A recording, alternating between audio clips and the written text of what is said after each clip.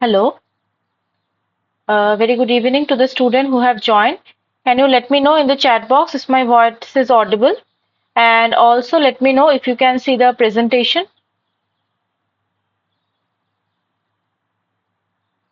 Let me know in the chat box if I am audible and if the presentation is visible.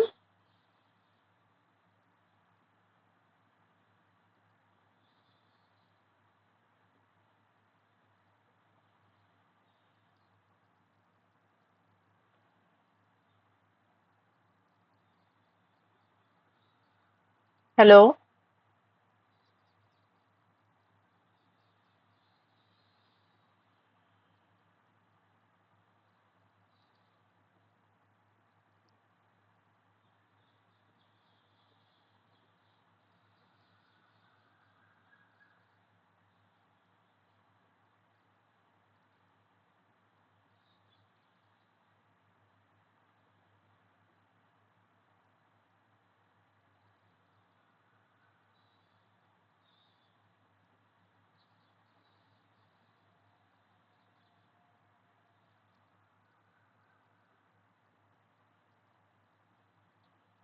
Please let me know if I am audible.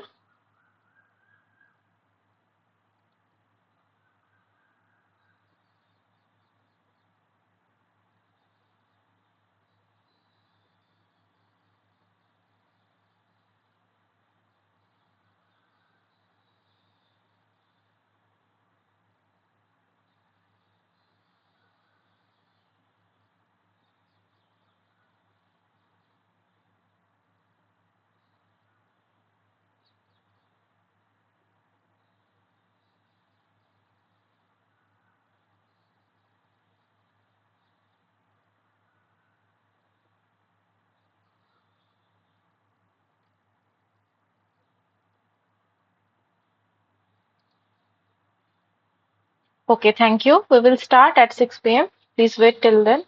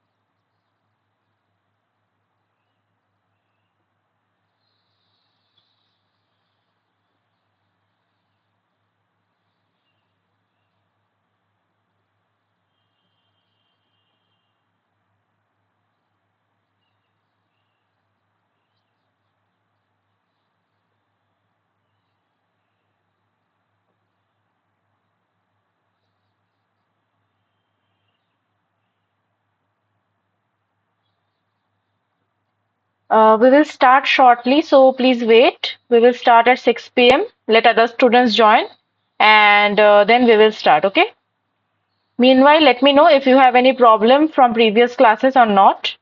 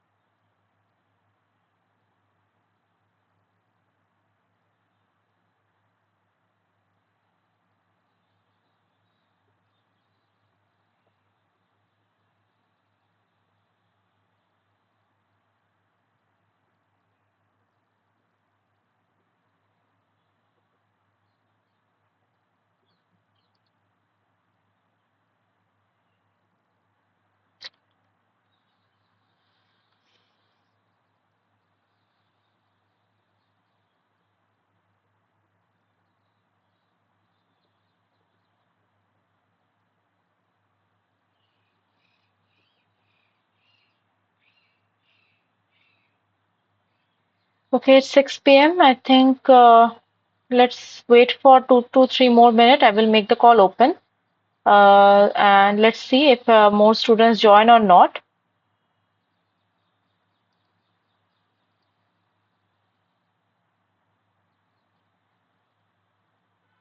I will wait for some more time and then I will start.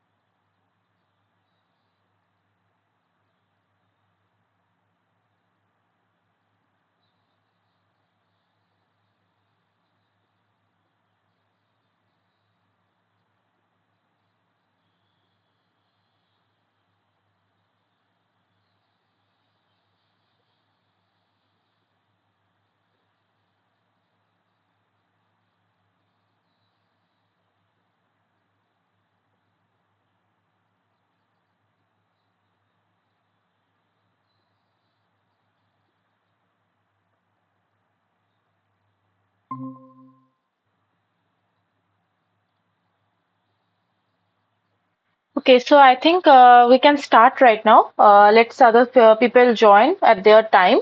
But I will start with the introductions. So, very good evening to the students who have joined. First, let me know if you have any problem for listening to my voice or seeing the PPT. If there is any problem, you can let me know in the chat box. Okay. For smooth recording of the session and for smooth streaming, I have just muted you all and closed your cameras, but the chat box is always open. So let me know if any problem is there via chat box. Okay. So let me introduce myself. My name is Mousumi Deb and I am a PMRF fellow from the Department of Chemistry and Chemical Biology, IIT ISM Dhanbad. I am the TA for this NPTEL course of Organic Chemistry in Biology and Drug Development. And today it is our week 4 live session. So every week when we started in the first week live session we covered week 1 and week 2 course content all together. So today sequentially we will cover the week 5 course content. So right now the week 5 is live and today what we will do is we will solve the week 5 course contents related problems. So these kind of problems will help you to understand the course better and also these problems will help you to solve the weekly assignments. But before starting, like every day, I will like to point out few things. So there will be this type of problem solving session every week. These sessions will be live on Google Meet platform and it will be on Monday from 6 p.m. to 8 p.m. So if any network disruption happens from my side, I request all of you not to leave the class. Okay, do not leave the class. I will join as soon as possible. And meanwhile, if there is any network issue from your side, you can rejoin it at any time. Since I am recording the session, I will post this. I will link of the record to at the end of the class, so you can check whenever you have missed anything during the class due to the network issue. You can check it later also. And during the session, you can post your doubts, your query, everything through the chat box. Since I am recording the session, as I have already said, I have muted you all and I have kept the videos also off so that I can record it easily. And if there is any problem, you can let me know in the chat box. Okay. So through the chat box, you can let me know whatever problem you are having during the class related to the course or related to any problem which I am showing. And if there is any problem still out of the, I mean, after the class, you can drop an email to me. I will share my email ID at the end of the session. So you can post your queries through email also. And this presentation, whatever I am sharing today, the questions, everything, and the class recording, it will be shared to you after the class. Okay. So as I have mentioned, today it is our week 4 live session, and what we will do in this week 4 live session, we will solve the course content related questions of the week 5. So right now, as you have already know, the week 5 is live, and so today what we will discuss is the week 5 course contents. Okay. So as I'm showing you a particular question, I will give you some time. You can answer that question in the chat box. So every question it will be MCQ type of question, and from that MCQ type of there will be 4 options and A, B, C or D. So in the chat box you have to write A, B, C or D, which of the following answers you think is the correct one for the particular question. Oh, so there is no marks on answering in during the class. So you can answer it. If even if your answer is wrong, there won't be any problem. Okay. I think I should start with the class. If when more students will join, they can follow as it is, I think. So I hope my voice is audible, right? If there is any problem, you can let me know in the chat box. So let me start with the first question of the session. But before, let's see what is in the week 5 course content. So week 5 course content has these topics. So first we have the synthetic biology, followed by nucleic acid. Nucleic acid, it will continue for some time. Then we will discuss about DNA sequencing method. So basically today what we will discuss is we will discuss synthetic biology, nucleic acid and DNA sequencing method. So let's see what is the first question of today's session. So first question of today's session is, in a particular human DNA, it has been observed that adenine is present in 20%.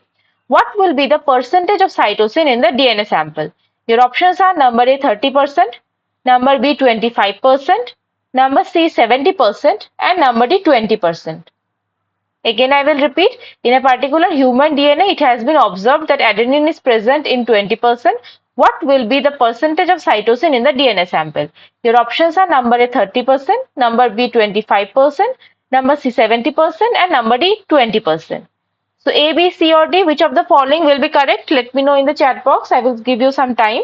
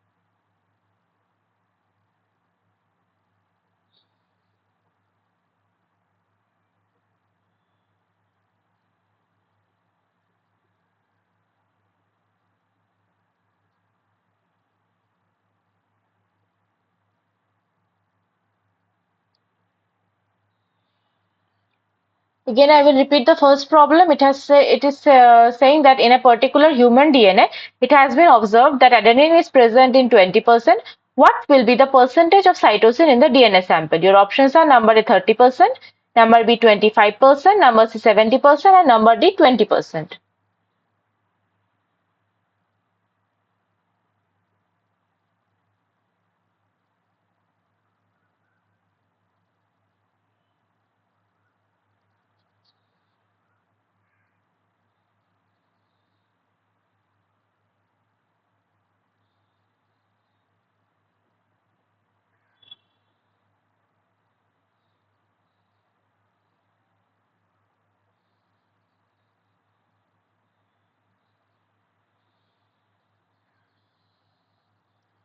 Think it's very easy.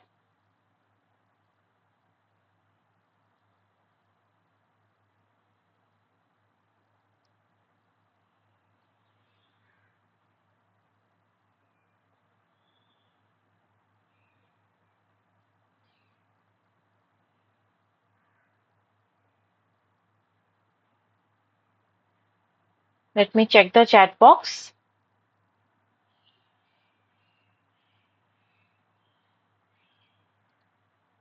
Okay, I have one answer. It says it is 30%. Okay, let me check if 30% is the correct answer or not. Others also, please try to answer the questions. Even if your answer is wrong, it is fine, but the participation is important. Okay, so the correct answer will be very good. It's 30%. So now let us see how to solve this type of problems. So there is a rule of base pairing. So all we know DNA, it has 4 bases. Okay, these 4 bases are what are the 4 bases of DNA? They are the guanine, cytosine, adenine, and thymine. And in case of RNA, cytosine and guanine and adenine will be there, but in case of the thymine, we will have uracil. So the rule of base pairing is cytosine is paired with guanine with hydrogen bond, and adenine forms hydrogen bond with thymine. In case of RNA, cytosine and guanine are forming the hydrogen bond, and adenine and uracil are forming the hydrogen bonds. Okay, so this is the rule of the base pairing. So according to the question, so as I have already told you that adenine makes hydrogen bond with thymine. Since 20% adenine is present, so now what will be the percentage of thymine? So since adenine is bonding with thymine and 20% of adenine is present, so the percentage of thymine will again be 20%. Thus, the remaining two bases means cytosine and guanine consist of total 100 minus 20 plus 20 means total adenine and thymine are present with 40% and the remaining cytosine and guanine consist of total of 100 minus 40 means 60%. Now cytosine and guanine they also make the hydrogen bond with each other and hence they are present in the equal amount. So the percentage of cytosine will be 60 by 2, it is the 30%. Okay, I think it is clear. This is very easy. You just have to remember what is the rule of the base pairing, which base is pairing with which base, and if the equal amount of adenine and thymine are present, and equal amount of cytosine and guanine is present. In case of the DNA, if the question was with RNA, so there will be uracil in place of the thymine. So I hope it is clear. If you have any doubt, you can let me know in the chat box. Okay.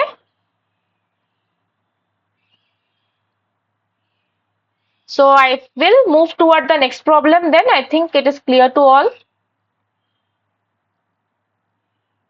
So the problem number 2, it is saying that which of the following statement is false regarding the DNA?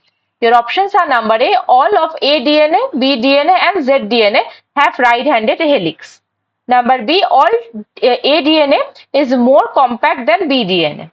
Number C, most common DNA is B DNA. And number D, A DNA has 11 base pairs in a complete turn. So which of the following statement is false regarding to DNA? Whenever there is a false, true, false kind of incorrect, correct, incorrect type of question, please try to read the options very carefully because most of the students make they mark the answers wrong or they make mistake easily in this kind of question. So read all the options very carefully and identify the false statement regarding DNA. Again, I will repeat the options. Number A, all of the A DNA, B DNA and Z DNA have right-handed helix. Number B, A DNA is more compact than B DNA. Number C, most common DNA is B DNA. And number D, A DNA has 11 base pairs in complete turn.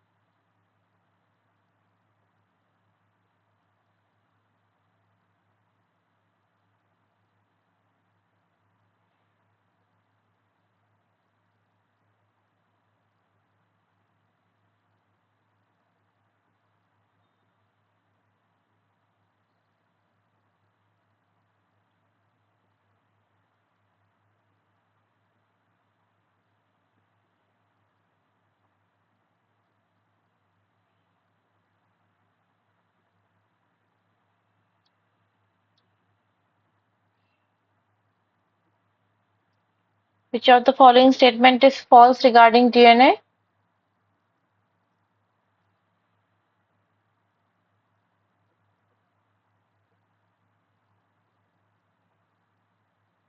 Okay, let me check the chat box.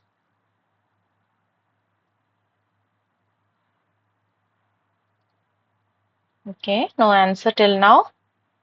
Okay, I will give you a more minute and then I will show you the correct answer and we will discuss about it.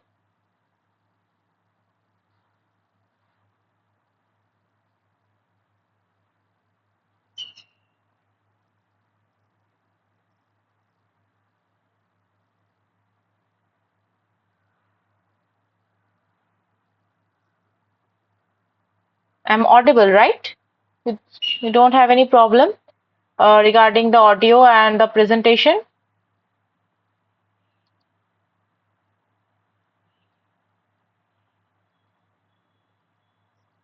Okay, let me show you what is the correct answer. So, the correct answer will be number A. All A DNA, B DNA and Z DNA have right-handed helix. This particular statement is false. Now let me show you the different structural forms of DNA. So DNA, it has different structural forms. It is the A DNA, it looks like this. The B DNA looks like this, and the Z DNA looks like this. And this is the ball and stick model of the particular DNA. Okay. And as you can see, this is the intersect. If you, I mean, if you look from the above, you will look. It will look like this. So what are the differences in the characteristic of ADNA, BDNA and ZDNA? So first is the helical sense. So ADNA is a right-handed helix. Okay, BDNA, it has a right-handed helix, but the ZDNA, it has a left-handed helix. So here the statement number 1 is or statement number A is false, because it says that all the ADNA, BDNA and ZDNA have right-handed helix, but it is not correct. The ZDNA, it has the left-handed helix. So the diameter is 26 Armstrong in case of the ADNA. For BDNA, it is 20 Armstrong, and from ZDNA, it is 18 Armstrong. The rise per turn of helix is 28 Armstrong in case of ADNA. In case of BDNA, it is 36 Armstrong, and in case of ZDNA, it is 44 Armstrong. Base pairs per helical turn, it is 11 base pairs in case of ADNA, it is 10 base pairs in case of BDNA, and 12 base pairs in case of ZDNA. Helix rise per base pair is 2.6 Armstrong for ADNA, and for BDNA it is 3.6 Armstrong, and for ZDNA it is 3.7 Armstrong. The base tilt normal to the helix axis is 20 degree in case of ADNA, in case of BDNA it is 6 degree, and in case of ZDNA it is 7 degree. And glycosyl bond formation is anti in case of ADNA and BDNA, and in case of ZDNA, it is anti for pyrimidine and syn for the purine bases. Okay. So these are the differences in the characteristics of ADNA, BDNA and ZDNA. Okay. So I suggest you to remember this table. Okay. It is very important to remember this table, because these different forms of DNAs are very important for your topic. Okay. I hope it is clear. Let me check the chat box. If there is any problem regarding any question, let me know at that time. Okay. I will discuss it once more time if you have any more problem. If not, we will move toward our next problem. So I think it is clear, right? Hello, let me know in the chat box if you have understood the question or not.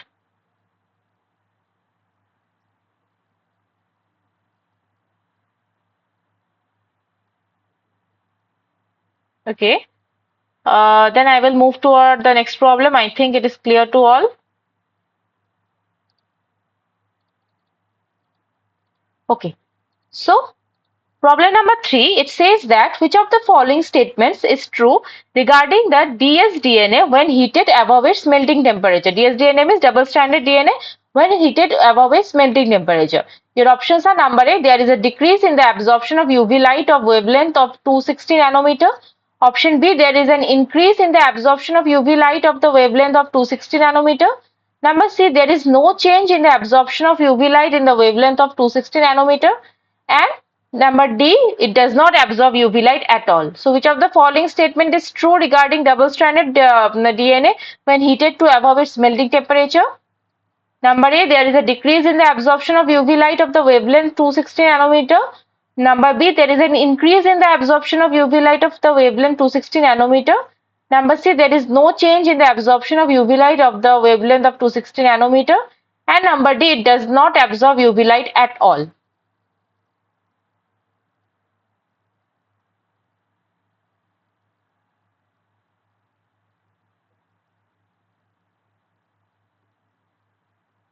I will give you some time.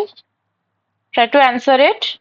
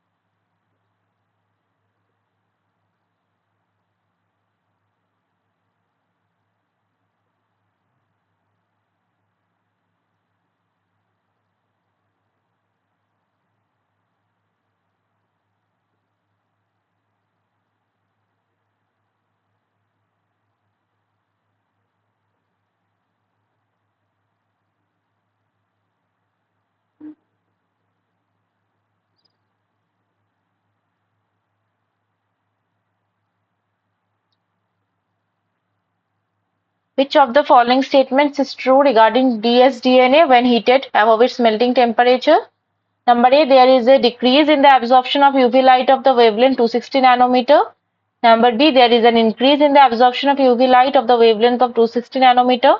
Number C, there is no change in the absorption of UV light of the wavelength of 260 nanometer. And number D, it does not absorb UV light at all.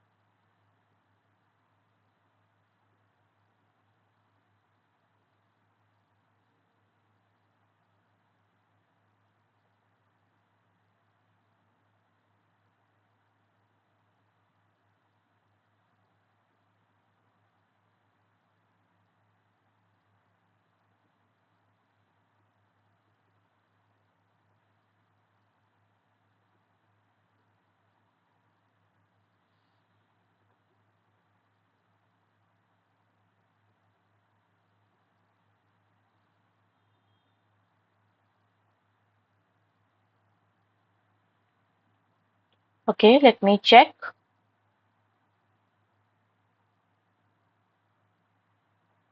Okay, I have one answer. It says number B is the correct one. Okay, let me see if number B statement is true or not. Okay, so the correct statement will be yes, very good. It is number B. There is an increase in the absorption of UV light of the wavelength 260 nanometer. Now, first let us understand what is the melting temperature of DNA. So, the temperature at which the half of the DNA strands are single-stranded and half are double-stranded. Tm is the melting temperature is a characteristic of the DNA composition. Higher the G plus C content of DNA, it has a higher Tm means melting point due to more hydrogen bond. So we all know that the bases they form they form hydrogen bonding with each other, right? The guanine and cytosine they form three hydrogen bonding with each other, and thymine and adenine they form two hydrogen bond with each other. So if a particular DNA sample it has more guanine and cytosine content, so what will happen? It will have more number of hydrogen bonds since G and C have three hydrogen bonds with each other, whereas the adenine and thymine have only two. So due to the more hydrogen bonding, the melting temperature of that particular DNA will be higher. Okay. So what is the calculation? The particular calculation is the base composition equal to this Tm equal to 5. 559.9 plus 0.41 into percentage of GC minus 600 divided by the length of the DNA. Other more accurates are also available. So this is a basic equation. You don't have to memorize it at all, but you have to understand what is the particular changes when there is a in the temperature and absorption. So this is in the y. There we have a graph. So in the y-axis we have the absorption of 260 nanometer of light. Okay, and in the x-axis we have the temperature. So this is the double-stranded DNA and this is the single-stranded DNA. So as you can see, this is the melting temperature of the DNA. So there will be an increase. As you can see here, there is no increase in the absorption, and as the particular DNA sample it is approaching the temperature, is approaching to the melting temperature, there is a sharp increase in the absorption. Okay, at the 260 nanometer light. So this is the particular graph of the change, how the change of absorption happens. Okay, and this is with the temperature. So statement number B was the correct one. So now I will move toward the next problem. So problem number 4 says the restriction enzyme ALUI cleaves the base pairs in the which base pairs it cleaves. Number A and T. Number B, G and C. Number C, A and C. And number D, G and T. So the restriction enzyme, this particular restriction enzyme cleaves the base pair. Which base pair it does cleave? You have to identify.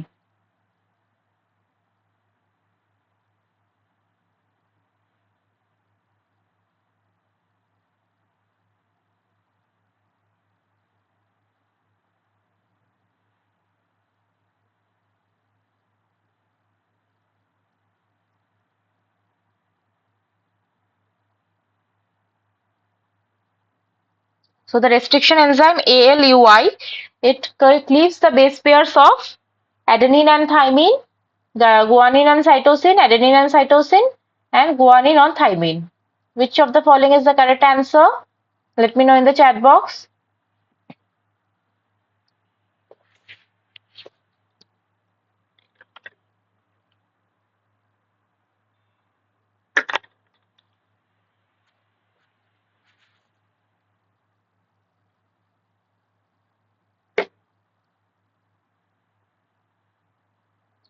I will wait for some time, then I will show you the correct answer and we will discuss it, okay?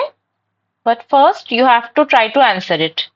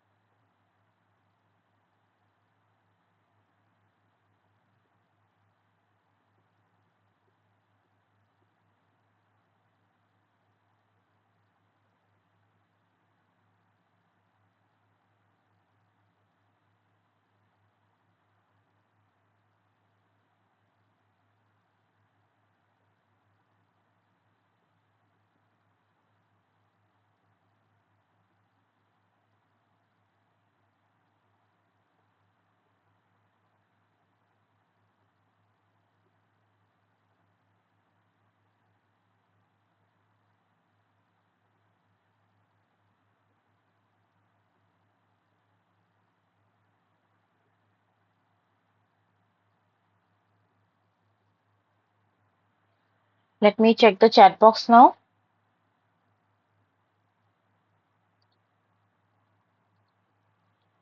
Okay, another I have answer. It says it is the number C. Okay, let me check if number C is the correct one or not.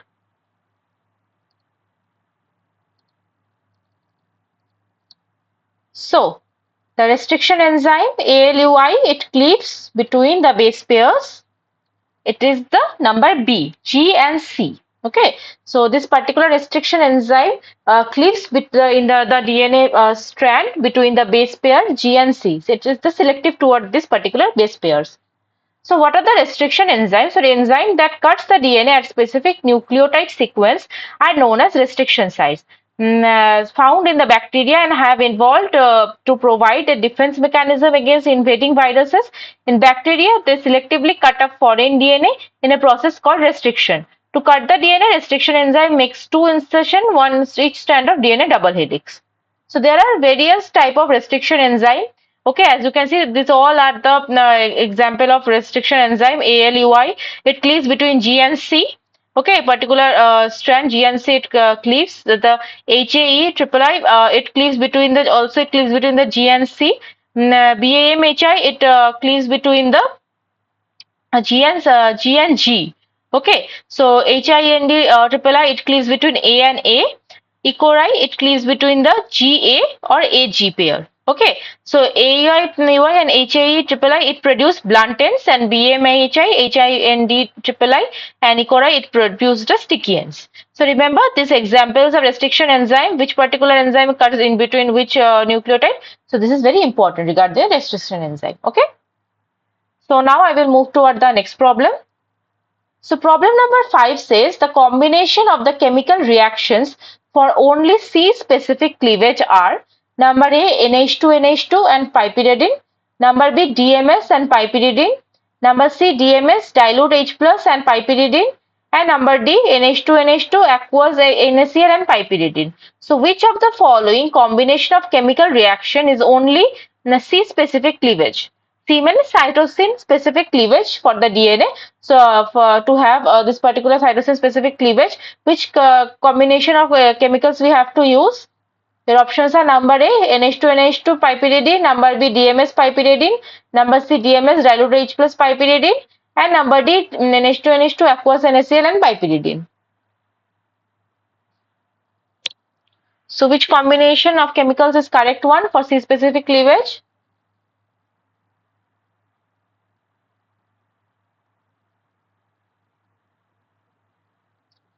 Then I will wait for 2 to 3 minutes. Then I will check the chat box. All of the present students are requested to answer the question. Okay, even if your answer is wrong, it does not matter. But participation is very important.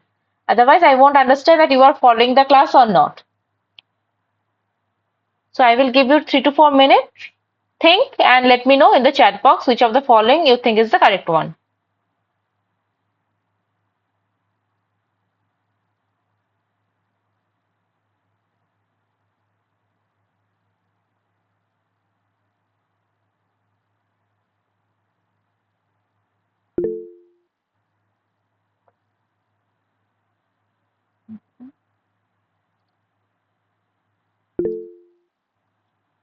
Okay, if you have any problem, let me know in the chat box. Okay.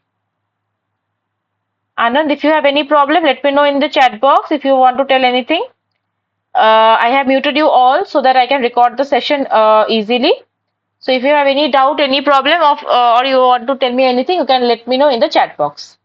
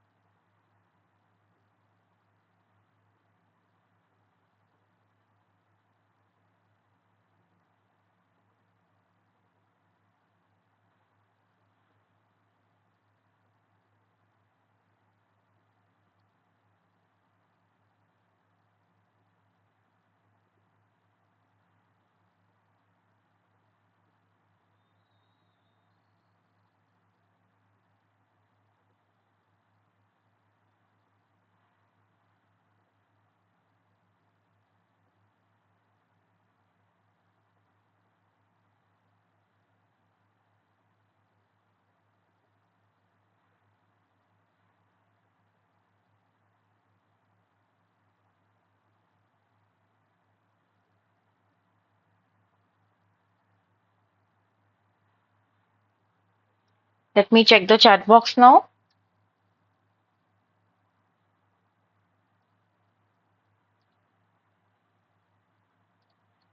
Okay, so I have one answer. It is number B. Others want to answer this question? Okay, let me check if the option B is the correct one. So the correct answer will be, it is number D, NH2 aqueous NaCl and piperidine. It is specific for the C specific cleavage. So this kind of chemical technique is known as the Maxim Gilbert technique of DNA sequencing. Okay, so DMS means dimethyl sulfate and piperidine alone. It means this combination, number B, DMS and piperidine alone will selectively cleave the guanine nucleoside, the G nucleoside, but dimethyl sulfide piperidine in formic acid means this combination, DMS dilute H plus and piperidine, it will cleave both guanine and adenine nucleoside. Okay. Similarly, hydrazine and piperidine will cleave the thymine and cytosine nucleoside. Means this combination, hydrogen and piperidine, will cleave the thymine and cytosine, whereas hydrogen piperidine in 1.5 molar NaCl, means this combination, it will cleave only the cytosine nucleosides. So let me just write. So hydrogen piperidine, it will cleave the thymine and cytosine. Means this is, it will cleave the thymine plus it will cleave the cytosine. This combination. Okay. Number B, the DMS and piperidine, it alone it will cleave the G nucleoside. Okay. DMS piperidine in dilute HCl or dilute formic acid, dilute H plus, it will cleave the guanine and also it will cleave the adenine. Okay. And in hydrogen piperidine in aqueous NaCl, it will cleave only the cytosine. Okay, so you have to remember these four combination of chemicals and which particular combination is cleaving which nucleoside. You also have to remember. This is a very important of the Maxim Gilbert method. Okay, we will discuss this method in later on also. So you try to remember this thing, this combination of chemicals. Okay. Now I will move toward the next problem. Problem number 6 is in DNA sequencing, the dedeoxy method is commonly known as number A, Sanger's method, number B, Maxim Gilbert method, number C, PacBio method, and number D, pyrosequencing method.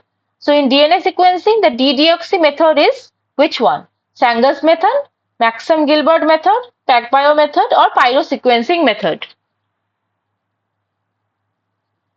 I will give you again 2 to 3 minutes and then I will check the chat box.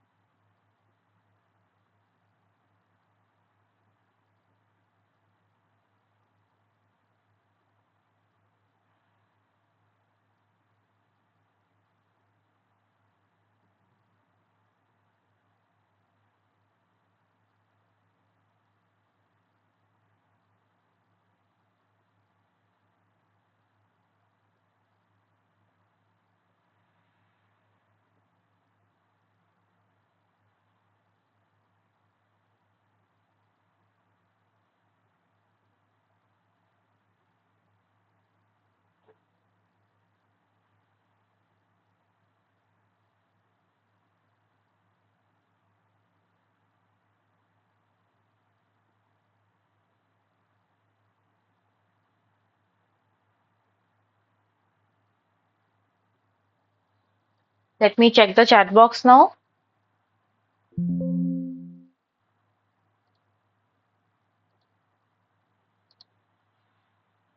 Okay, I have few answers. Number A is the given answer. Let me check if number A is the correct one or not.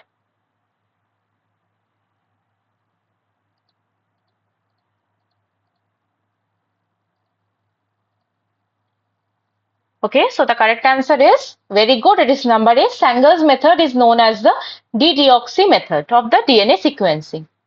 So basically, let us see how the Sanger's method is done. Okay, so this is basically a single-stranded DNA. So this is the first step. Okay, so single-stranded DNA with unknown sequence. This is the blue one. Serves as a template. Okay, then we have to use the DNA polymerase enzyme, and we have this DATP, DCTP, DTTCP, and DGTP. Okay, and this is a radioactive level primer. So the prepare for reaction solution from DDATP, DDCTP, this DDTTP and DDGTP. DD means the DDoxy. Okay, DDoxy-ATP, DDoxy-CTP, DDoxy-TTP and DDoxy-GTP. There are four different test tubes when this solution are prepared. Now new strands are separated by electrophoresis. So the electrophoresis technique is used. Okay, and the DNA synthesis. So this is the electrophoresis template. So as you can see, longer fragments will be at the top and the shorter fragments will be in the bottom. Okay, now read the sequence of the new strand and then deduce the sequence of the template by making it the complementary strand. The sequence can be read from the bands of the autoradiograph and original template sequence is deduced. Longest fragments end with the DDG and G must be the last base of the sequence. Okay, so this is the deoxy Sanger method of the DNA sequencing. We will discuss it later also when I will show you how to deduce the particular template. If this is the electrogram is given, I will show it later also. Okay, so the correct answer deoxy is the Sanger's method. It is very correct. Okay,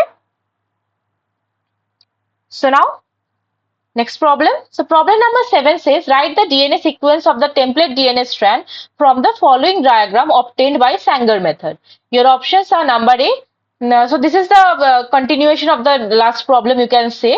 So number A 3 prime G G T A G C A A C T 5 prime. Number B 3 prime C C A T C G T T G A 5 prime.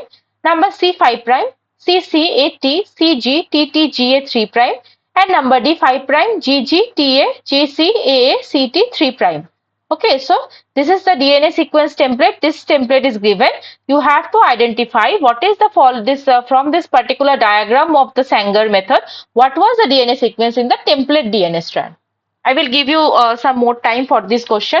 Think and identify.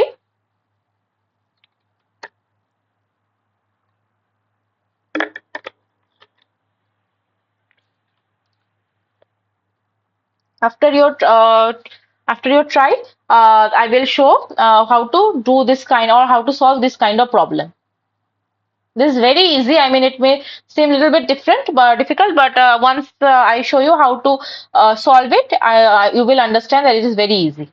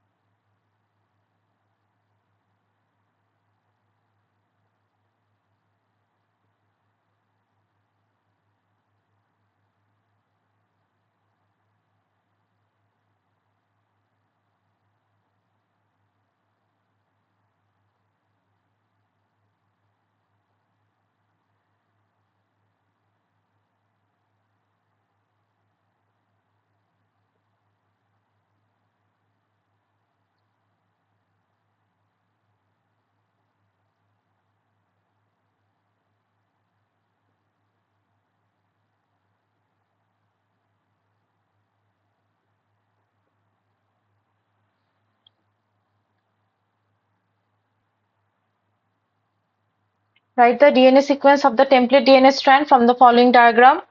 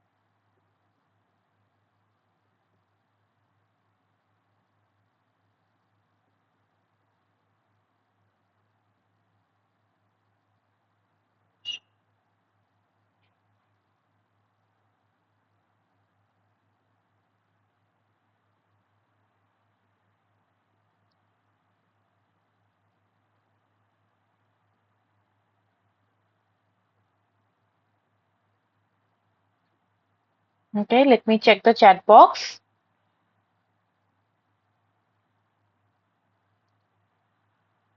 Okay, I have answers number A and number B. So I have two different answers. Let me check which of the following is the correct one, and meanwhile I will show you how to solve this kind of questions. Okay.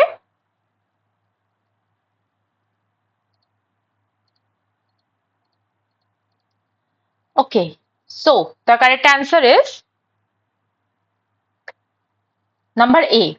3 prime GG TA GC AA CT 5 prime is the correct answer, means this is the template DNA strand sequence. Okay.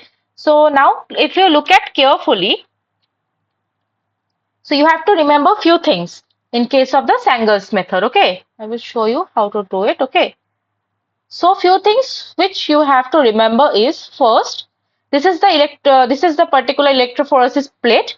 So this side at the below one is the 5 prime end, and this above side is the 3 prime end. Okay, so you have to start sequencing from the this side to this side at first. Okay.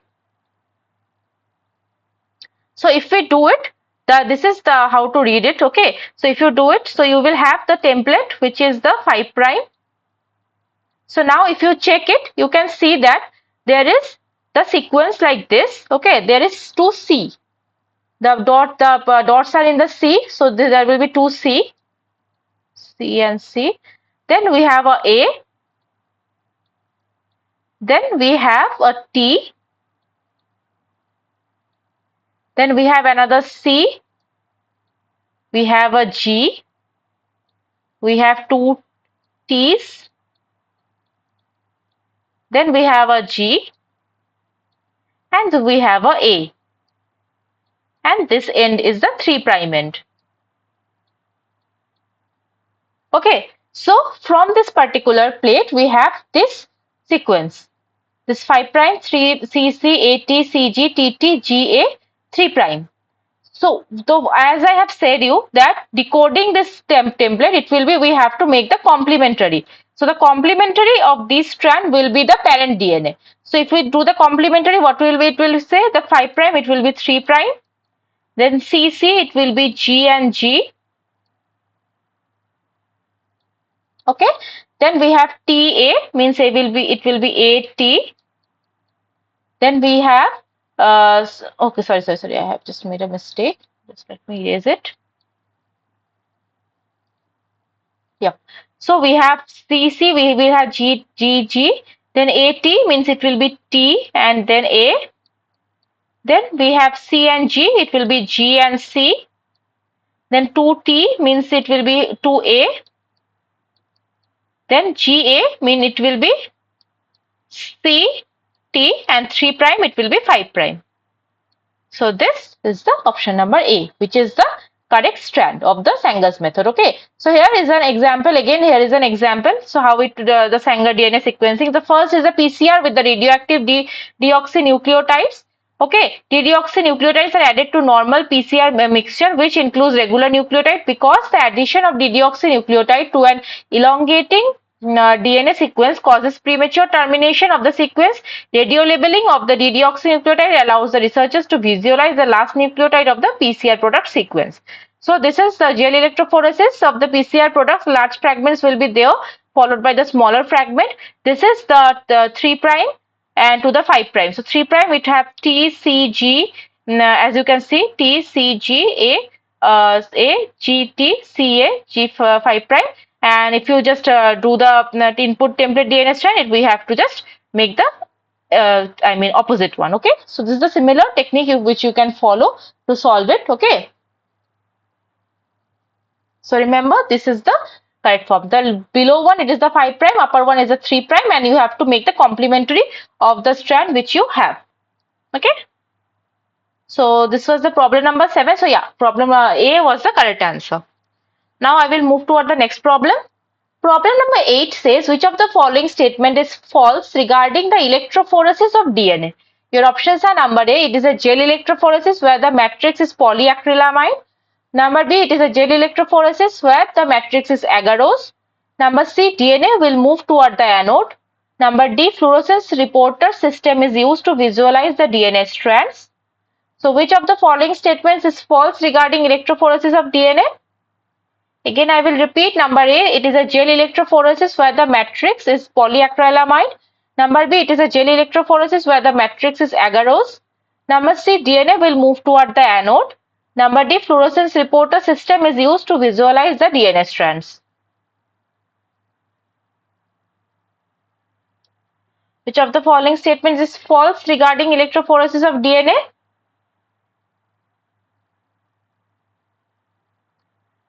I will wait for 2 minutes, then I will check the chat box and I will show you what is the correct answer and we will discuss it a little bit.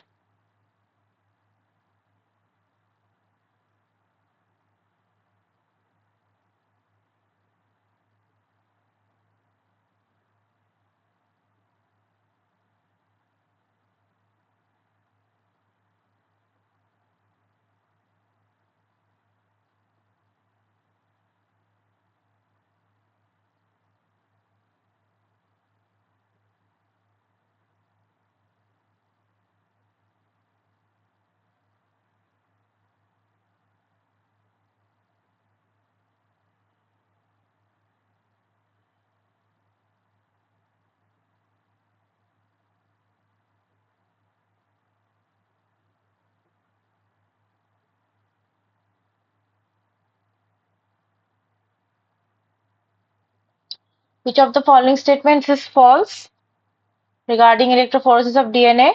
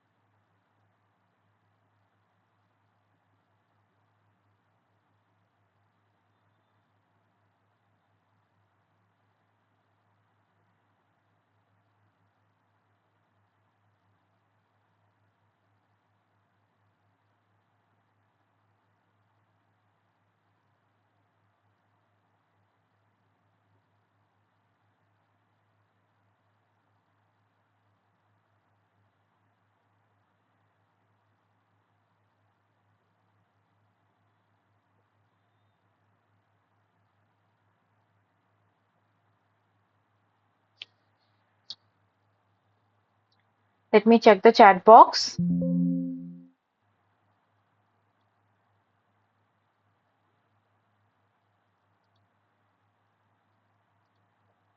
Okay, I have one answer. It says it is the number C. Okay, let me check if number C is the correct answer or not. So, the correct answer means the statement which is false regarding the electrophoresis of DNA is number A. It is a gel electrophoresis where the matrix is polyacrylamide. This statement is false. Okay. So let us check what is the DNA electrophoresis of DNA, how it is done. So the first step is the DNA loading. Okay, so the DNA sample loading is the first step, followed by the power supply and the application of the electric field. So there is the agarose gel which is used, not the polyacrylamide. Okay, so remember agarose gel is used as the matrix in case of the DNA electrophoresis. Okay, so there is the DNA loading here. There is a cathode and there is a anode.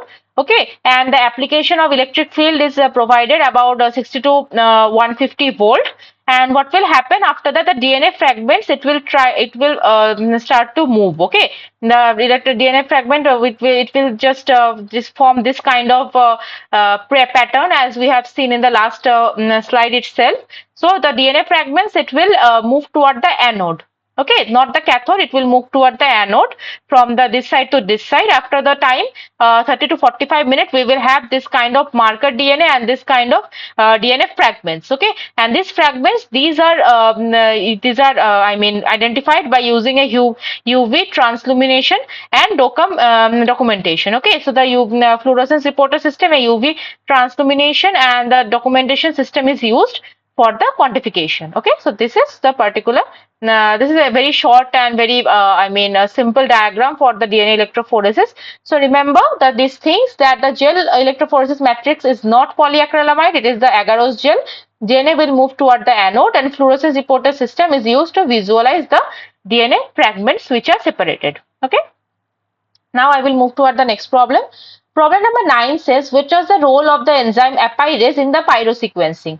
Your options are: number A, react with ATP to give light; number B, release ATP from ATP sulfurylase; number C, break down the DNTPase; and number D, make the complementary DNA strands. So which of the following options are the correct role for the enzyme apirase in pyrosequencing?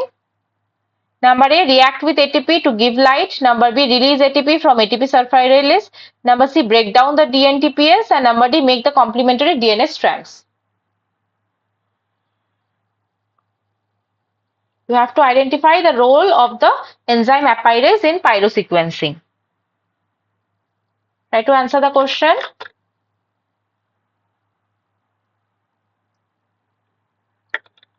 Which of the following do you think is the correct role of the enzyme apirase?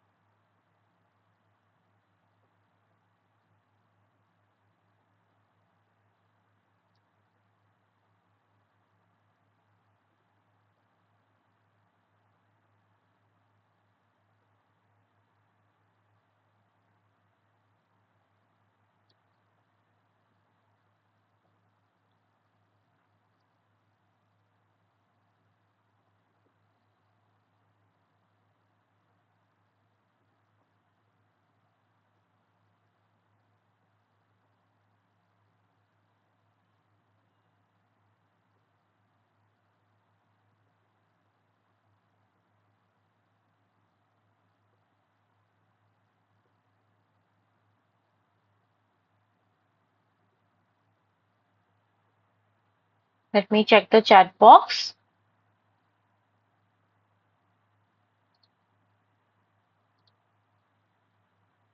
Okay, I have one answer. It says, okay, I don't know if it is the same answer or not. Okay, I think it is for the previous one. Okay, let me show you what is the correct answer, and then let us discuss about the pyrosequencing a little bit. So the correct answer will be number C, break down the DNTPase. It is the role of the enzyme apirase in pyrosequencing. So this is the whole technique of the pyrosequencing. So the first step is the DNA segments are amplified. One strand is biotinylated, and this biotinylated strand is hybridized to sequencing primer. Primer plus template is incubated with DNA polymerase, ATP sulfurylase, luciferase, and apirase. Add the DNTP. Okay, if complementary is to the base, DNA polymerase will add the DNTP to the sequencing primer. For each DNTP, this incorporated an equal amount of the pyrophosphate, which is the PPI, will be added. So now the second step is, this is the PPI will be converted to ATP. Okay, and in the presence of ATPI, luciferin will be converted to oxyluciferin. The reaction generates light. So as you can see, ATP, it generates the luciferin will be converted to oxyluciferin in presence of the luciferase enzyme, and by which ATP will convert the light, and nucleotide incorporation generate light intensity as it can be seen in the pyrogram trace. The light is detected by the sensor and peak is created. The height of this peak is the proportional to the amount of the DNTP incorporate. Now here comes the apirase. Apirase degrades the uncorporated DNTP and ATP. So this is the DNTP. This apirase breaks it to the DNTP and DNMP and phosphate. And ATP also is converted by ADP, AMP and phosphate by apirase. And then first step is again started. So as the process continues, the complementary DNA sequence is elongated. Nucleotide sequence is determined from the peaks in the pyrogram. So as you can see, there is a pyrogram and it will create a basic sequencing. This method is known as the pyrosequencing method. Okay. So remember, the different enzymes are involved in particular pyrosequencing. We have the DNA polymerase, which adds the DNTP to particular DNA growing sequence. Okay. Then we have the sulfidase, which converts the APS and PPI to the ATP, and then we have luciferase, which convert luciferin to oxyluciferin and generates the light from ATP. This light intensity can be seen in the pyrogram. And we have the apirase enzyme. This apirase enzyme breaks down the DNTPS to DNDP and also breaks down the ATP to ADP. Okay. So now I will go to the next problem. So problem number 10 says the Maxam-Gilbert method of DNA sequencing is dash method of DNA sequencing. Your options are number A, enzymatic method, number B, chain termination method, number D, deoxy method, and number D, chemical method. So Maxam-Gilbert method is known as which type of method for DNA sequencing? Enzymatic, chain termination, deoxy, or chemical method? We have earlier discussed about the Sanger's method, which is known as the deoxy method. Similar name is given for the Maxam-Gilbert method of DNA sequencing. You have to identify which of the following is the correct one: enzymatic, chain termination, deoxy, or chemical. Maxam-Gilbert method is known as the which kind of method?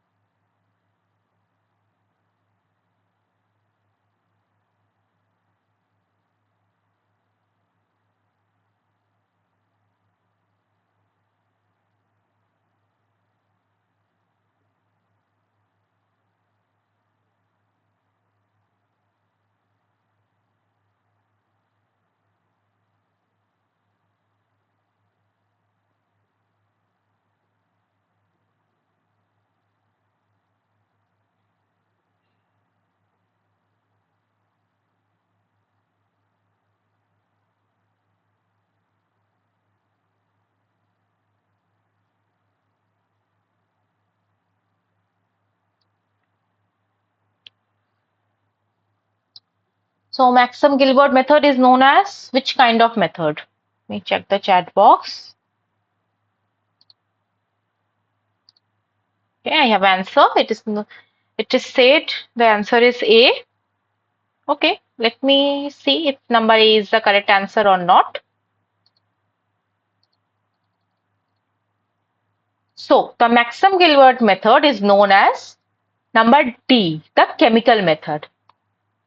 So Maxim-Gilbert method is a chemical method. That means he used a chemical reagent to know the sequence of the bases.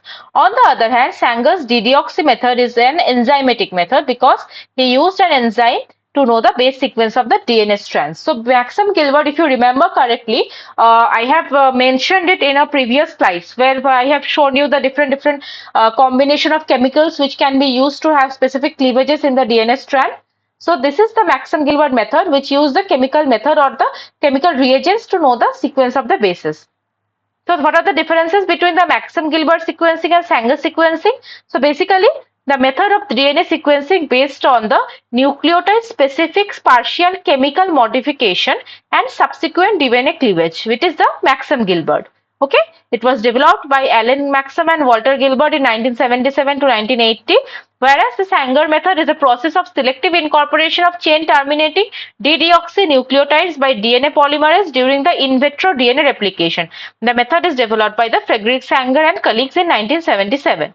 The DNA's Maxim-Gilbert sequencing is the chemical method of sequencing, whereas the Sanger sequencing is a chain termination method, or it is a enzymatic method. You can also say the Maxim-Gilbert uses a large amount of hazardous chemical, including radioactive material and hydrazine, whereas the Sanger sequencing uses the less hazardous chemicals.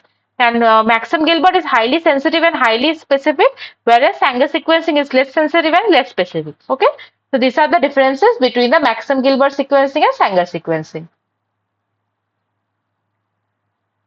So now I will move toward the next problem. So problem number 11 says which of the following is known as a catalytic antibody? Your options are number A, absine, number B, haptane, number C, epitope, and number D, paratope. So which of the following is known as catalytic antibody? Absine, haptane, epitope, or paratope?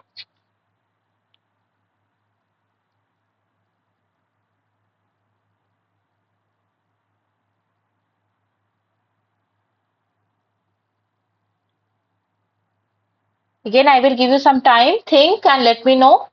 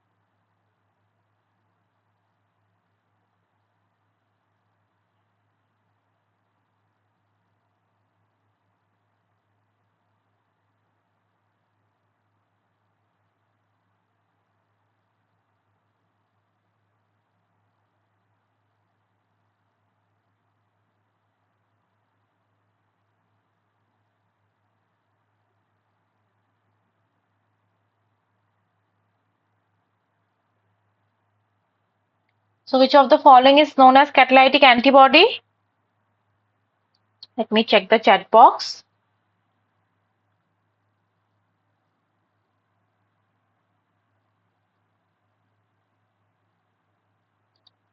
Okay, I have an answer number A. It is said that number A is the correct. Okay, let me check if number A is the correct answer or not. So, the catalytic antibody is very good. It is number A, enzyme. So, enzymes are known as the catalytic antibody. So, the antibody molecules. So, what are the enzymes? Antibody molecules are produced by the immune system to bind and neutralize foreign substance are known as antigen. Foreign proteins of bacteria and viruses are called haptens and they act as antigen. Transition state analogues are molecules which are more stable than the transition state itself by the mimic the 3D structure. If injected into the bloodstream of animal, transition state analogues such as act as haptens and elicit antibody production. Abs are the isolated from the serum of the animal and used as enzymes. And theoretically, if the ab binds to the transition state molecule, it may be expected to catalyze a corresponding chemical reaction by forcing substrates into the transition state geometry.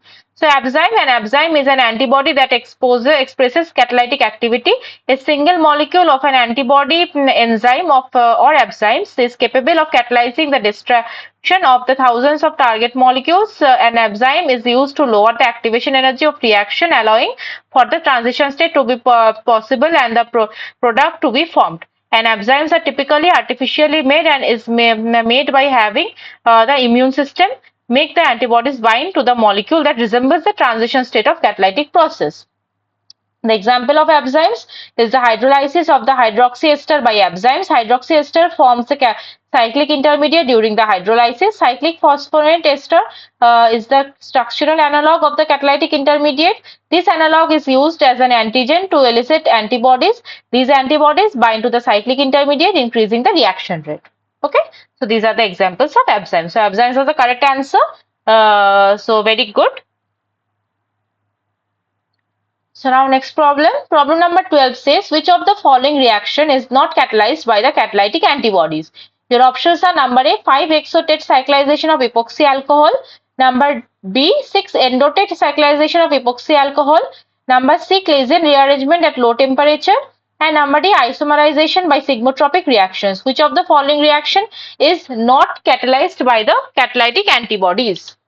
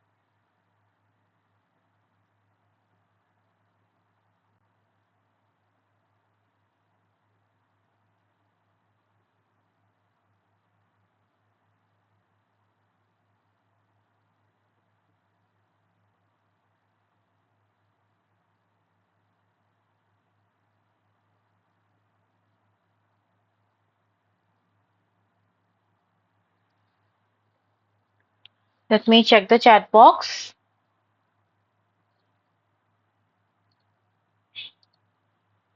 Okay. Okay, let me show you what is the correct answer and let us discuss it a little bit. So the reaction which is not catalyzed by the catalytic antibody will be number A, 5-exotet cyclization of epoxy alcohol. This reaction is not catalyzed by the catalytic antibody. So stages involved in production of catalytic antibody, let us discuss it a little bit.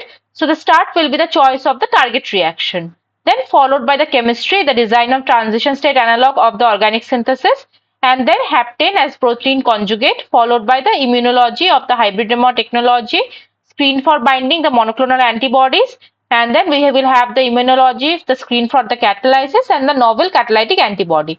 This is the one step. Another step, it can be the haptane, the protein conjugate. It can be followed by molecular biology to detain the novel catalytic antibody. And also we can have the improved design for the transition state analog of the organic synthesis, followed by the protein chemistry, the mechanistic analysis of the structure determination. And this is how the cycle of the production of catalytic antibody goes on. So the Baldwin rules, it is a rule for the cyclization. Okay, so this is the number of the atoms of the nucleus formed cycle is the hash. Then we will have three prefix, the hash A and P, like 5-exotet. This 5 is the hash. This means the number of atoms in the newly formed the cycle. Okay, A is the exo or it can be endo. Okay, and the position of the bond cliff during the cyclization outside of the newly formed cycle or inside the newly formed cycle. If it is outside, it is known as exo. If it is inside, it is known as endo. And what is the B? B is the hybridization at the ring closure point. It can be, if it is the sp, then it is known as dick. If it is sp2, it is known as the trick. If it is sp3, it is known as the tet. Okay, so there are different rules of the Baldwin classification. Not all reactions are allowed. There are some allowed rules and some allowed, some are the disallowed. So this 5-exotet cyclization is not very much allowed. So this is not catalyzed by, it cannot be catalyzed by the catalytic antibody because we won't have any particular transition state for this particular reaction. Okay. So now I will move toward the problem number 13. Problem number 13 says, what will be the correct statement regarding the melting temperature of DNA? About the melting temperature of DNA, I have mentioned it in the earlier one's slide, I think. So I know all of you can answer it correctly. So what is the correct statement regarding the melting temperature of DNA? Option number A, in the presence of urea, the melting temperature of Tm value increases. Number B, in the presence of urea, the melting point value of the DNA does not change. Number C, higher concentration of sodium chloride increases the Tm value of DNA. And number D, higher concentration of sodium chloride decreases the Tm value of DNA. So now you have to identify which of the following statement is the correct regarding the melting temperature of DNA. Again, I will repeat. Number A, the presence of urea, Tm value of the DNA increases. Number B, in the presence of urea, Tm value of DNA does not change. Number C, higher concentration of sodium chloride increases the Tm value of DNA. And number D, higher concentration of sodium chloride decreases the Tm value of DNA. I try to identify the correct statement.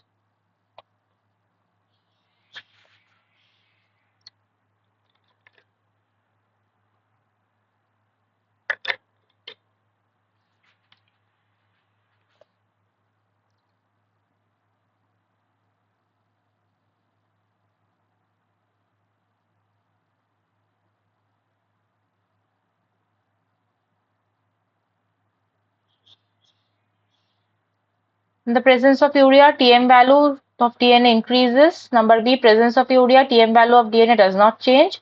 Number C, higher concentration of sodium chloride increases the Tm value of DNA. And number D, higher concentration of sodium chloride decreases the Tm value of DNA.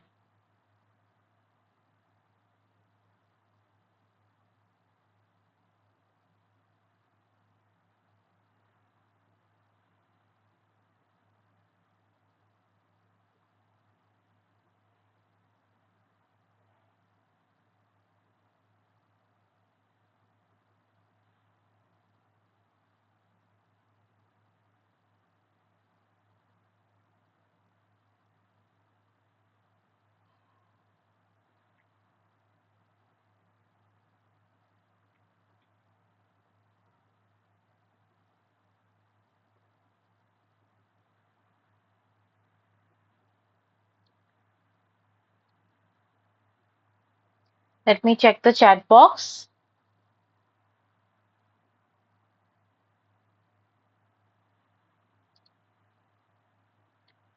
Okay, no answer till now. Fine. Okay, let me show you what is the correct answer. So correct answer is number C. Okay, higher concentration of sodium chloride increases the melting point value of the DNA. This statement is correct. Already I have mentioned what is the melting temperature of DNA. So it is the temperature at which half of the DNA strands are single-stranded and half are double-stranded. That melting temperature characteristic of DNA composition, higher the G plus C content means the DNA has a higher melting temperature because of the more hydrogen bonds. So this is the calculation, rough calculation formula where the base composition is to Tm transition or temperature. The base composition is to the melting temperature equal to 559.9 plus 0.41 into percentage of Gc minus 600 divided by length. Other more accurate methods are also available, but you don't have to worry about the particular formula. Okay, just understand what is the melting temperature. So as you can see, this is the graph. Okay, this is the ratio of the double-stranded DNA versus single-stranded DNA. Okay, double-stranded DNA by single-strand DNA. This is the ratio, and this is the temperature. So as the temperature is increased, as you can see, the double-stranded DNA is now from the single-strand DNA, and the intermediate temperature where the half of the strands are double-stranded and half are the single-stranded is the melting temperature of DNA. So melting temperature of DNA is increased by more GC base pairs and fewer AT base pairs. This increases the number of hydrogen bonds, high salt concentration, and longer DNA strands. Okay, and so the melting temperature of DNA is increased by the more GC base pair than fewer AT base pairs, high salt concentration, and longer DNA strand. This you have to remember. Okay. So now I will move toward the next problem.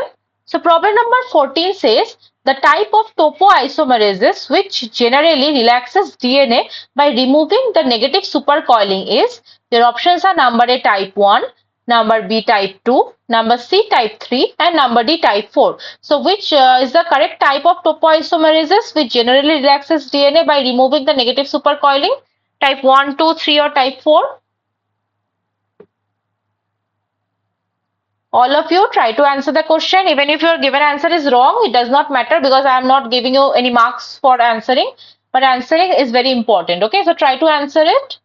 The type of topoisomerases which generally relaxes DNA by removing the negative supercoiling is number A type 1, number B type 2, number C type 3 and number D type 4. I will give you 2 minutes and after 2 minutes I will check the chat box and then I will show you the correct answer.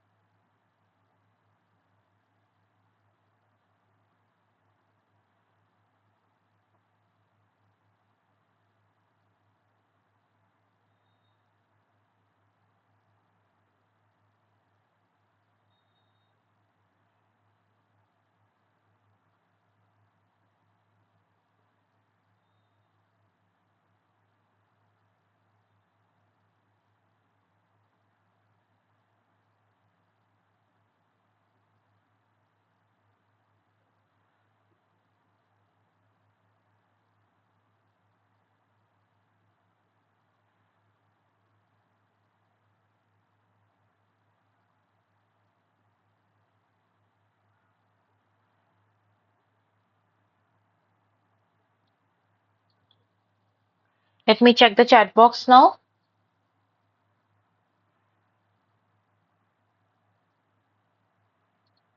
Okay, I have few answers. Number B is the given answer. Okay, let me check if number B is the correct one or not.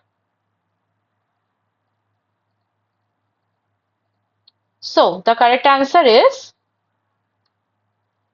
your correct answer is number A. The type 1 DNA topoisomerase relaxes the DNA by removing the negative supercoiling. So the supercoiling of DNA, right-handed supercoiling is the negative supercoiling or the underwinding, and left-winded is the positive supercoiling. So relaxed state is with no bands. The topology of the DNA, DNA must be constrained, plasmid DNA or by proteins, and revealing the DNA at one position changes the superhelicity topology, only defined for the continuous deformation of no strand breakage. So there are two type of DNA topoisomerase, mainly two type. Okay, the two types, there are majorly two types, the topoisomerase 1 and the topoisomerase 2. The topoisomerase 1, the enzyme that cut one of the two strands of double-stranded DNA, relax the strand and reannul the strand. Okay, and the DNA topoisomerase 2, this enzyme cut the both strands of DNA helix simultaneously in order to manage the DNA tangles and supercoils. The topoisomerase 1 generates single strand breaks. Okay, and the topoisomerase 2 generate the double strand breaks. This occurs in eukaryotes. This topoisomerase 2, it occurs in the eukaryotes and the prokaryotes. That does not require the ATP hydrolysis in case of topoisomerase 1, and topoisomerase 2 requires the ATP hydrolysis. Three subclasses are there: topoisomerase 1A topoisomerase, 1B and 1C, and two subclasses are present in the topoisomerase 2A and 2B topoisomerase. Okay, so the negative supercoiling is mainly unrelaxed by the topoisomerase type 1, and these are the differences in the topoisomerase type 1 and topoisomerase type 2, which are the two major classes of topoisomerase enzymes. Okay, so now I will move toward the next problem. Problem number 15 says, which is the main enzyme component of the Sanger sequencing? So as I have already mentioned, Sanger sequencing or DDoxy method of DNA sequencing requires a particular, several enzymes are required. So there is a typical one enzyme is the main enzyme which is required for this Sanger's enzymatic method. So which of the following is the correct enzyme? Number A, helicase; number B, DNA polymerase; number C, nuclease; and number D, guidase. So which is the main enzyme component of the DNA sequencing, which is also known as the enzymatic method of DNA sequencing? Helicase, DNA polymerase, nuclease or guidase? Try to identify the correct enzyme.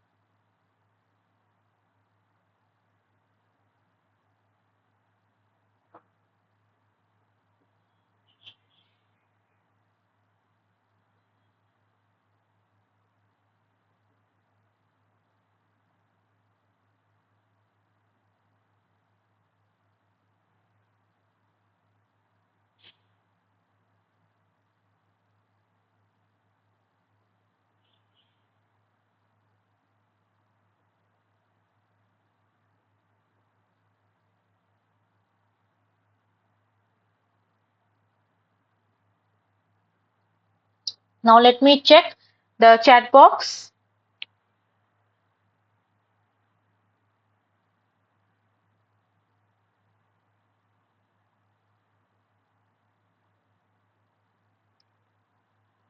Okay. Okay. I have answer number B. Okay. Let me check if number B is the correct one or not.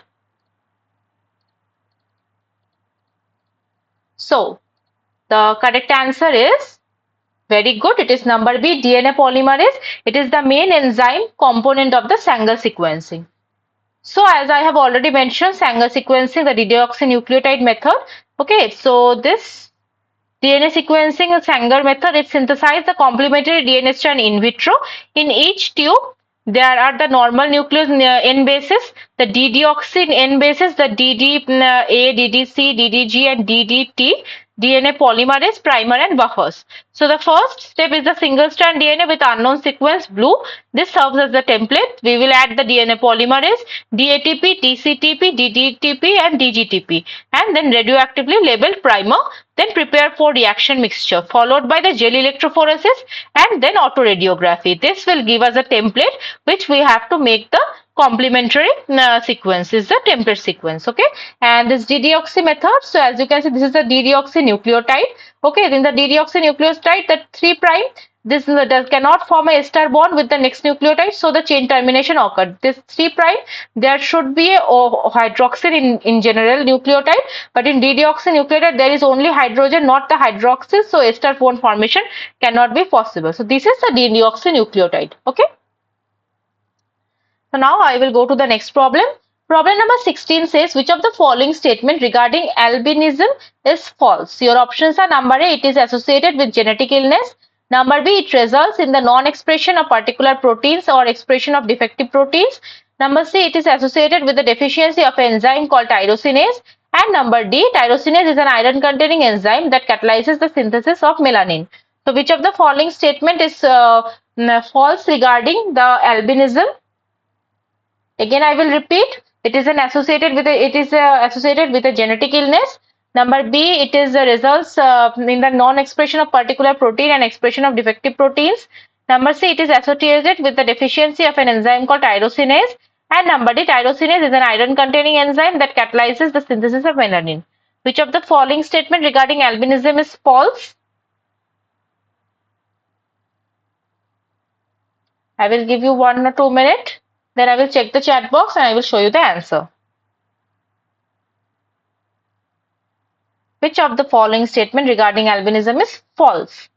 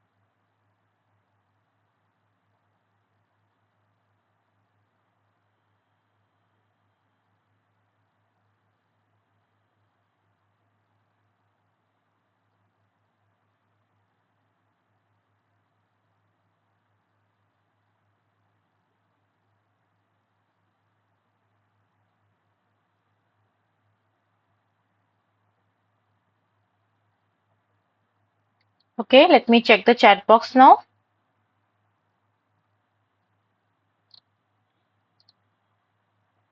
Okay.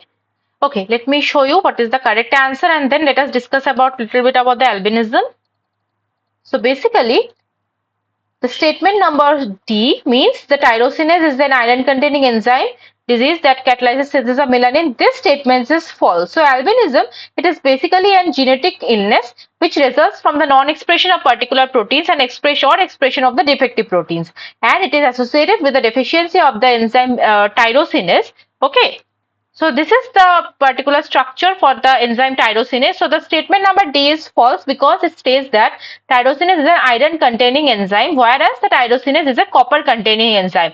In the active site of tyrosinase, which is shown in this figure, there are two copper A and copper B, and these are the amino acid residues which are with which this particular tyrosinase there are in the active site. There are phenylalanine, histidine 263, histidine 259, histidine 296, phenylalanine 292, histidine 61, cytosine 83, and histidine 85, and phenylalanine 90. So these are all the amino acids which are in the active site, and there we also have a hydroxyl. Okay, in the copper in between the copper A and copper B.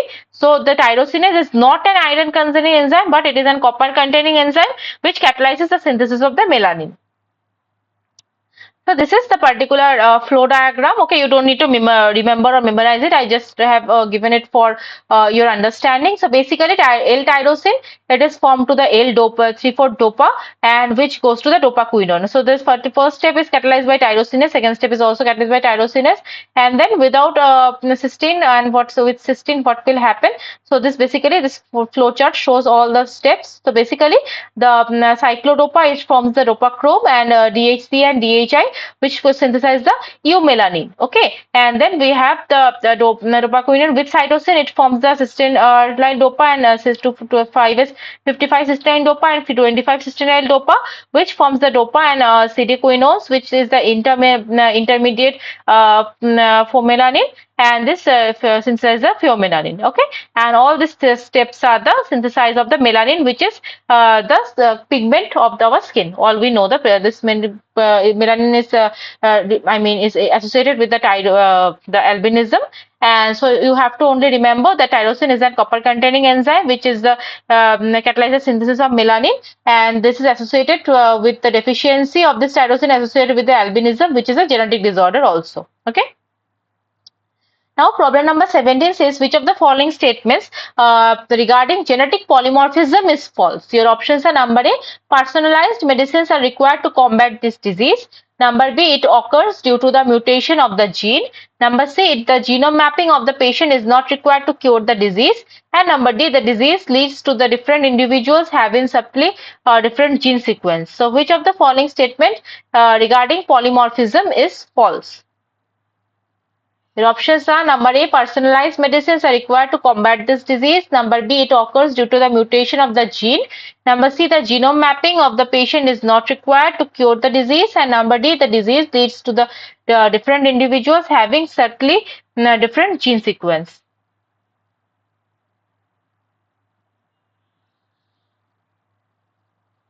You have to identify the false statement regarding genetic polymorphism.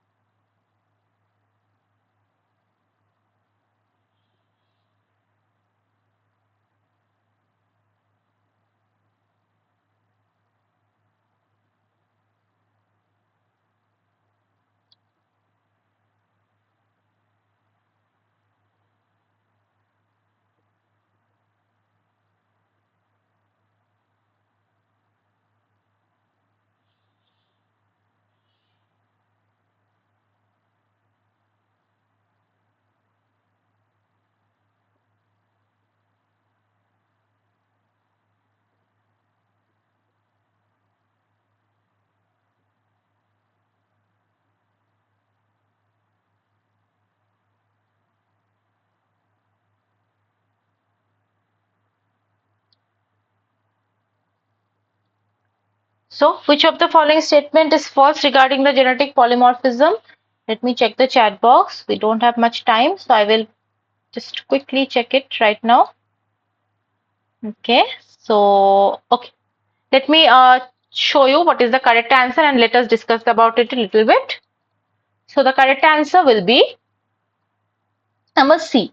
Genome mapping of the patient is not required to cure this disease. This statement regarding polymorphism is false. So genetic polymorphism is naturally occurring variants on gene structure that occur more than 1% of population. Polymorphisms may influence a drug's action by changing its pharmacokinetics or its pharmacodynamics. It is also known as intersubject variability. It paves the path for the individualized regional dosage regimen. Differences observed in the metabolism of a drug among the different races is called the ethnic variations. So the process of replication is not 100% perfect, and occasionally a mutation can occur. If mutation does not prove fatal, it will be carried on from generation to generation. This leads to different individuals having subtly different gene sequence. On average, there is a difference in one base pair in every 1,000 base pairs between individuals. This is known as genetic polymorphism. As nucleic acid bases act as a code in amino acid of the protein, the difference at the level results in different amino acid being introduced into the protein, which may or may not be effect on protein activity or functionalization. Genetic polymorphism has important consequences with respect to the susceptibility of the individuals to the disease. It is also kinds of drug therapies that is best suited for the individual. A detailed knowledge of the patient's genome opens up the possibility of predicting or preventing the disease as well as choosing the ideal drug therapy for the patient should a disease occur. This is known as the personalized medicine. Okay. So now I will move toward the next problem. So problem number 18 says, which of the following enzymes is used to convert the ATP to AMP in pyrosequencing? Your options are isomerase, polymerase, sulfurylase, apirase. Which of the following enzyme is used to convert ATP to AMP in pyrosequencing? I have already discussed it, so I know all of you can answer it correctly. Think and then answer it in the chat box. Which of the following enzymes is used in convert ATP to AMP in pyrosequencing? Isomerase, polymerase, sulfurylase, apirase.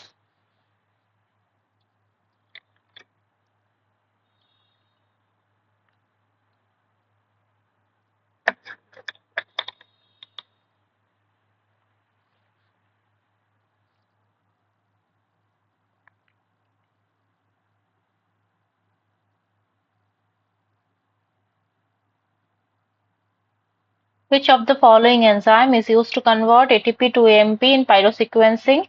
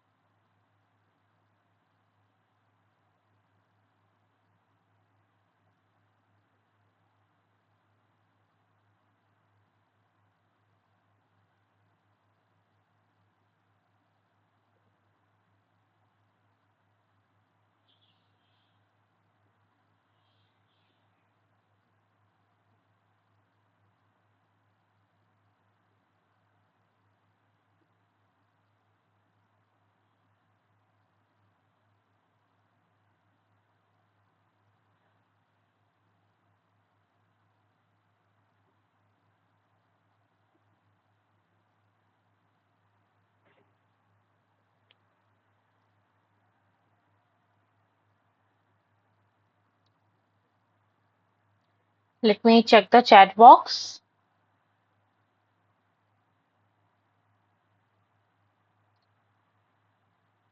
Okay, I think I thought that you can answer it correctly because I have already discussed it a little bit about the pyrosequencing. Okay, let me show the correct answer will be number D, apirase. Already I have mentioned in the pyrosequencing method, the apirase is involved in converting the DNTPs to DNDP, DNMP and phosphate, and also it converts ATP to ADP, AMP and phosphates. Okay, so basically the iterative reaction is DATP, DTP, DGTP and DCTP. So this DNA will have with DXTP. X means it can be A, T, G or C, it can be anything. The polymerase, it will add up one nucleotide and we will have a phosphate, and this reaction is catalyzed by the polymerase. Okay, then we will have this PPI, it will convert it to ATP by sulfurylase, ATP will convert it to light by luciferase, and ATP will be converted to ANP and 2PI by apirase, and DXTP, it can be DATP, TTP, GTP or CTP, anything. It will be converted to DXTP and with 2PI by the help of the Apeiris. Okay. So this is the pyrosequencing method. I am not discussing it anymore because I have already mentioned the pyrosequencing. I will just give you a little brief. So so we have a DNA chain and we have DNTP. It will be converted to DNDP and DNMP with phosphate, and we will have, from this reaction we will have a light, from where the light is coming up, this particular phosphate, so here we have APS and PPI. It will convert with to ATP by the use of the sulfurylase, and luciferin is converted to oxyluciferin by the use of the luciferase, and here ATP will be converted to light, which will give us a pyrogram, and this pyrogram will generate a sequence, and here Apeiris acts as the conversion of the ATP to AMP. Okay. Now I will move toward the next problem. Problem number 19 says the conversion of chlorismet to preprenate via chlorismet mutase enzyme is A or N. Number A, aldol reaction. Number B, acid-base reaction. Number C, Claisen rearrangement reaction. And number D, Grignard reaction.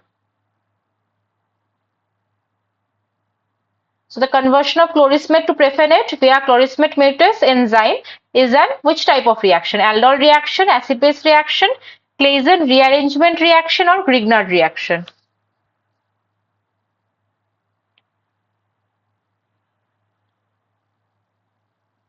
Again, I will give you some time. Identify the correct reaction, which is the conversion of chlorismet to preprenate via chlorismet mutase enzyme.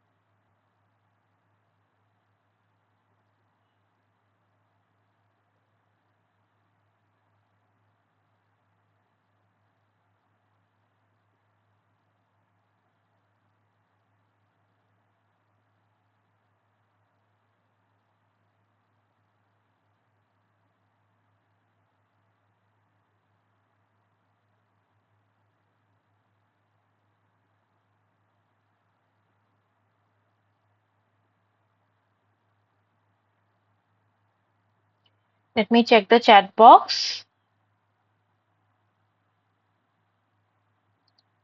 Okay, I have two answers, number C and then number B. Let me check which of the following is the correct answer. So the correct answer will be, very good, it is number C, Claisen rearrangement reaction. So the conversion of chlorismet to preprenate via chlorismet mutase is the Claisen rearrangement reaction, which is an example. Okay. So what is the reaction? As you can see, this is the mechanism. This is the chlorismet mutation reaction. So as you can see, there is a double bond CH2 here, which attacks at this position, this ipso position with the carboxylic acid group, and there is a rearrangement, and this is forming. Okay, and the Claisen rearrangement reaction, what is the mechanism? Here is the same similar reaction. In case of this Claisen rearrangement reaction, the mechanism is similar. So as you can see, there is a cyclohexane diene intermediate, and there is a ketoenol tautomerization which forms the 2-allyl phenol. So if you look at the two mechanisms closely, so you will see that both mechanisms are similar. Right, both mechanisms are similar. Here also the double bond, two double bond is attacking on this position. The double bond is migrating from here to here, and here also, as you can see, the double bond is migrating to this position, and then what will happen? This double bond is migrating to form a C double bond O, and this CH2 is forming to this. So this kind of reaction is similar mechanism is the classic Claisen rearrangement. So the option C was the correct one. So now the last question of today's session, it says that write the DNA sequence of the template DNA strand from the following diagram obtained by the Maxam-Gilbert method. Your options are number A 5 prime GA TGC AT 3 prime, number B 5 prime CTA CG TA 3 prime, number C 3 prime GA TGC AT 5 prime, and number D 3 prime CTAC GTA 5 prime. And this is the template. From this template, you have to identify the correct diagram or the correct DNA sequence of the template DNA. But you have to remember the method is now Maxam-Gilbert. Earlier, we have solved similar type of question, but the method was the Sanger's method. Here, the method is the Maxam-Gilbert method. It is very easy if you look at the diagram carefully. I know all of you can answer it correctly. So let me give you 2 minutes.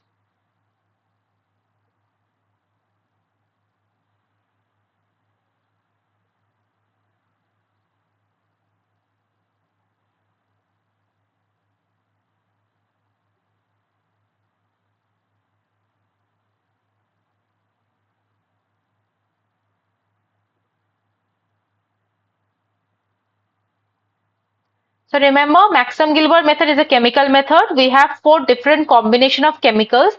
One combination is specific for adenine guanine base pair. I mean adenine guanine for adenine and guanine. One chemical reagent is specific for only guanine.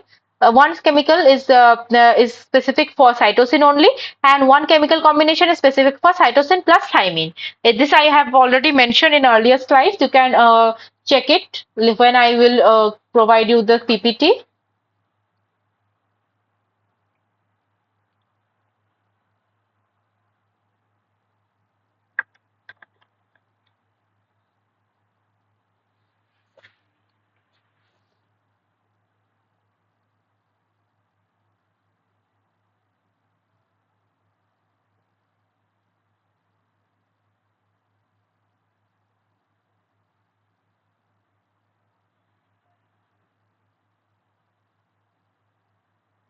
Okay, let me check the chat box now.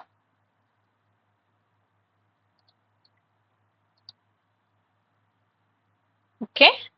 Okay, let me show you what is the answer and how to solve this kind of problem. So the correct answer will be number B, 5 prime CTA CGTF 3 prime. It is very easy. So Maxam-Gilbert is you don't have to do the particular. I mean, you have to remember this is 5 prime and this is 3 prime, and you don't need to find out the complementary. So as you can see in the first lane, there are 2 mark in C and C plus T. So means it is for C. So it starts from the 5 prime. So we will have C. Here the mark is on the T, C plus T, and but there is no mark in C, means this mark is only for T. Here number 3 we have the mark in A plus G but not in G, so means this mark is only for A. Number 4 we have mark in both C and C plus T, means it is for C. Then number 5 we have mark in both G, A plus G and G, means it is for G. Here number 6 we have only mark in C plus T, means it is for T because there is no mark in C.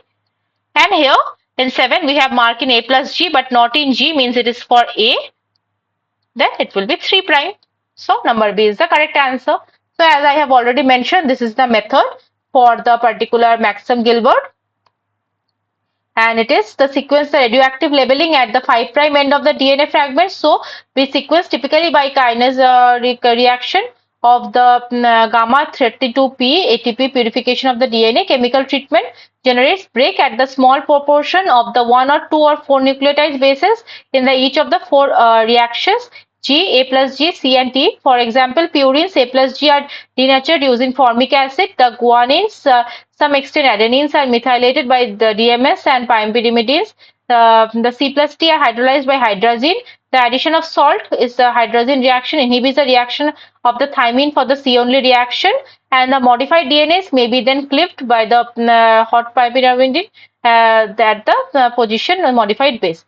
The concentration of the modifying chemicals is controlled by the introduced average 1 modification per DNA molecule. Thus, a series of labeled fragment is generated from the radio-labeled end of the first cut side of the each molecule. The fragments in the 4 reactions are electrophased by side to side by denaturing the acrylamide gel in the side separation. To visualize the fragment, gel is exposed to X-ray flame for autoradiography, yielding a series of dark bands showing the location of identical radio-labeled DNA molecules. From the presence of the absence of the certain fragments, sequence may be inferred. Okay, so this was the Maxim-Gilbert sequencing, which is very similar to Sanger method, but it is the more easier one. In Sanger, you have to make the complementary strand, but here you don't need to do it. Okay. So this was the last question of today's session. So today what we discussed about the DNA sequencing, the different method of DNA sequencing. We discussed about different things about the DNA, different things about the synthetic biology also. So now I will share my email ID here in the chat box. If you have any doubt, any query regarding today's class or regarding any previous class or course material, you can drop an email to me. Okay, I have already shown you where to find this problem solving session material. So today's class recording and this PPT I will upload in the NPTEL website. So what you have to do is let me show you. You have to open the organic chemistry and biology and drug development, the SWAM portal. Okay, in the SWAM portal, what you have to do is you have to go to the announcement section. In the announcement section, there will be first, if you log in to the SWAM portal, you will find an announcement section at the left end. Okay, and in the announcement section, at the end of the announcement section, you will find the particular problem solving session details. Okay, in the problem solving session, okay, I will just let me show you how to find it. So in the problem solving session, if you click there, it will take you to a particular Google sheet. There you will find. So here you have the announcement section where the weekly announcement are there. At the end, you will find a problem solving session. If you click it here, so you will go to the problem solving session recording. And if you click here, you will be directed to a page where this lecture and also the PPT will be uploaded. Okay. So this is it. This was the week 4 live session for the organic chemistry and biology and drug development from my side. Now I will close the session for today. We will meet on the next Monday from 6 p.m. to 8 p.m. with the next week course content. Okay. So thank you all for joining, and let me know in the email if you have any problem or any doubt. Okay. I will close the session for today. Thank you all.